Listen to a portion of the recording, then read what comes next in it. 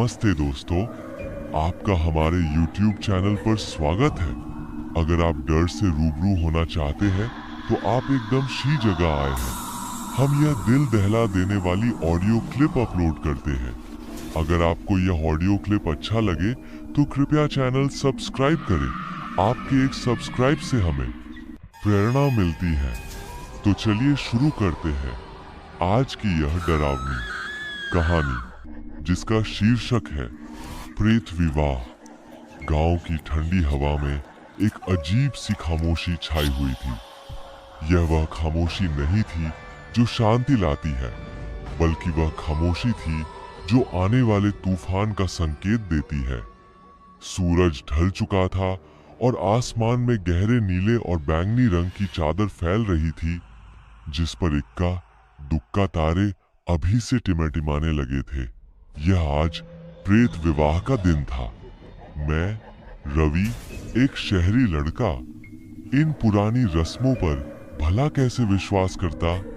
मैं तो बस अपने दोस्त के कहने पर उसके गांव आया था, और यह प्रेत विवाह की बात सुनकर मेरी जिज्ञासा और भी बढ़ गई थी। गांव वाले, जिनकी आंखों में भय साफ झलकता था, इस रस्म को सदियों से निभाते आ रहे थे। वे कहते थे कि अगर यह विवाह न हो तो गांव पर विपत्ति आती है।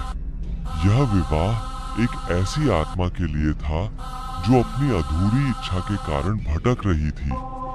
एक ऐसी दुल्हन जो बिना विवाह के मर गई थी। जैसे ही रात गहराने लगी, गांव के सबसे पुराने मंदिर की ओर हलचल शुरू हो गई।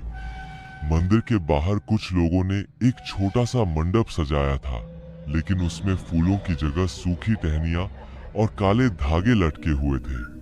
मैंने देखा कि पंडित जी, जिनकी दाढ़ी और बाल सफेद थे और आंखों में एक अजीब सी चमक थी, पहले से ही मंडप में बैठे थे।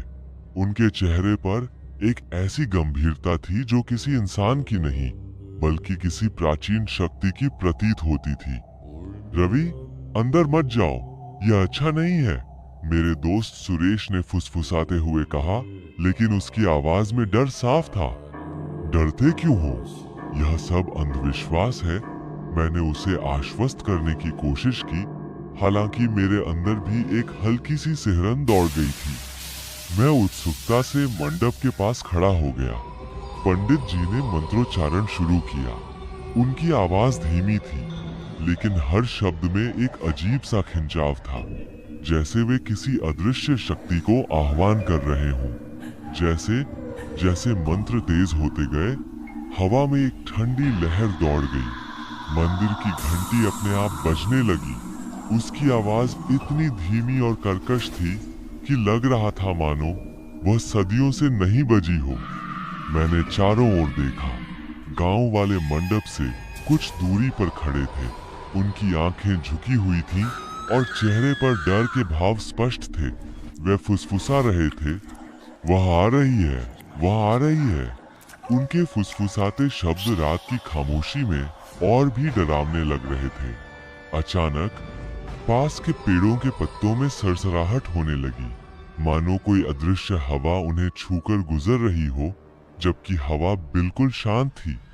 पंडित जी ने अपनी आंखें बंद कर लीं और उनका शरीर हल्का सा कांपने लगा। उनके माथे पर पसीने की बूंदें झलक रही थीं।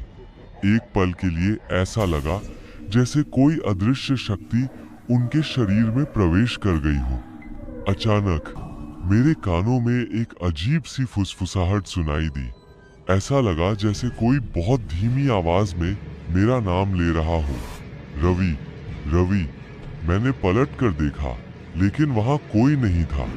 मंडप के अंदर एक काली धुंधली आकृति दिखाई दी, जो क्षण भर में गायब हो गई।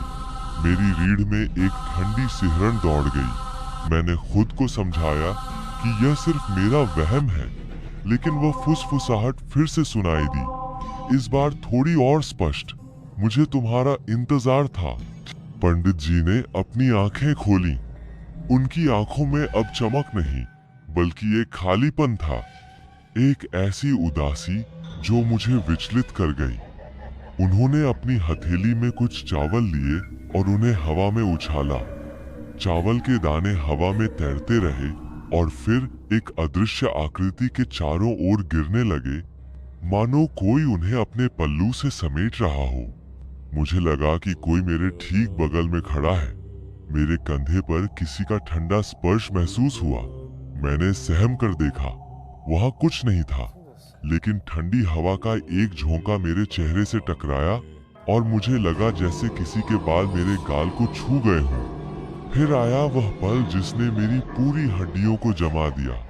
पंडित जी ने अचानक से जोर से एक मंत्र का उच्चारण किया और उसी क्षण मंडप के अंदर की धुंधली आकृति थोड़ी और स्पष्ट हो गई। यह एक औरत की आकृति थी जिसका चेहरा घूंघट से ढका हुआ था। उसके शरीर से एक अजीब सी नीली आभा निकल रही थी। सबसे भयानक बात यह थी कि उसके पैर जमीन पर नहीं थे, वह जमीन से कुछ इंच ऊपर तैर रही थी। गांव वालों की सांसें थम सी गई थीं। सुरेश ने मेरा हाथ इतनी कसकर पकड़ा कि मेरी उंगलियां दुखने लगीं। मैंने उस आकृति की ओर देखा। वह मंडप के बीच में तैर रही थी और उसके घूंघट के भीतर से मुझे दो आंखें चमकती हुई दिखाई दी, गहरी, काली और दर्द से भरी हुई। वे आंखें सीधे मेरी तरफ देख रही थीं। पंडित जी ने अपना सिर झुकाया और कहा, विवाह संपन्न हुआ। जैसे ही उन्होंने ये शब्द कहे, उस आकृति के घूंघट में हल्का सा कंपन हुआ। हवा में एक तेज ठंडी लहर दौड़ गई और मंदिर की घंटी इस बार इतनी तेजी से बजी कि उसकी आवाज चीखने जैसी लगी। उस आकृति ने अपना सिर मेरी तरफ झुकाया, मानो मुझे धन्यवाद दे रही हो या शायद कुछ और। अगले ही पल वह आकृति एक धुएं के बादल की तरह फैल गई और अंधेरे में विलीन हो गई। सब कुछ शांत हो गया। पत्तों की सरसराहट रुक गई, घंटी की आवाज थम गई और रात की खामोशी लौट आई।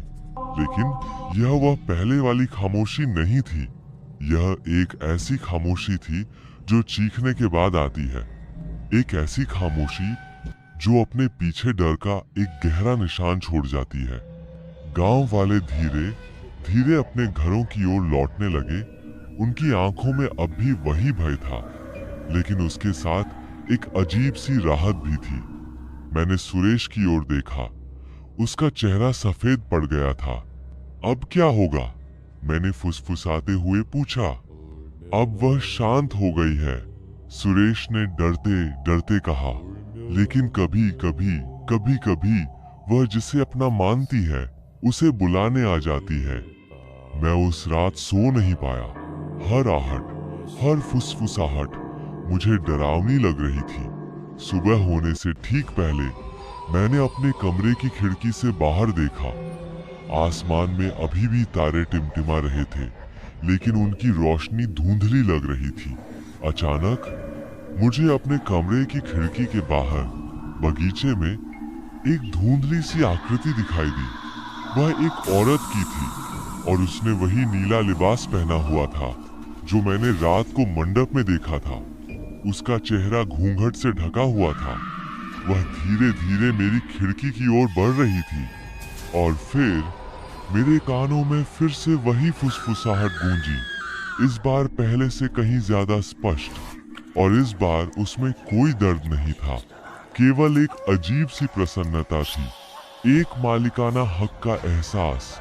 अब तुम मेरे हो, रवि, मेरे पति। आज के लिए बस इतना ही। फिर मिलते हैं ऐसे है डरावनी कहानियों के साथ। और याद से चैनल सब्सक्राइब करें। धन्यवाद।